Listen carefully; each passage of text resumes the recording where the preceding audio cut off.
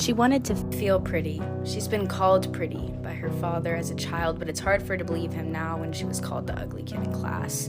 She's been called pretty by her mother all her life, but it's hard for her to believe her when she grew up watching her mother hate her own reflection. She's been called pretty by her friends getting ready in the bathroom, but it's hard for her to believe them when she knows faced with being a good friend and being honest, she would pick complimenting or lie. She's been called pretty by boys who were trying to take her home, but it's hard for her to believe them when they don't even look at her in the eyes, always looking down. She's been called pretty by people online commenting behind a screen, but it's hard for her to believe them when they've never seen her in person. She's been called pretty, but she wanted to feel pretty. She wanted to feel feminine, and there was something feminine about putting on lipstick, about fixing her hair and wearing a sundress, but she found there was also something feminine about not eating.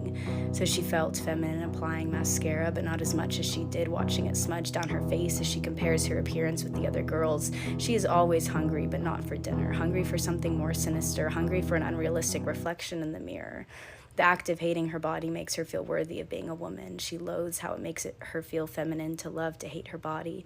No matter how much weight she loses or makeup she puts on or hours she spends on her hair, she will still feel the most feminine, the most pretty looking at the distorted person in the mirror. Pretty girls get what they want until it's time for a pretty girl to cry. God forbid a pretty girl is more than her face, that her smile is nothing but straight teeth and red lipstick. There is something feminine about this rage I feel when I remember before I am deemed kind, I will first be evaluated as hot, ugly, or pretty. So I apply mascara every morning, for if I am seen as ugly, will they notice I am kind at all? Will I feel feminine if I do not let it smudge?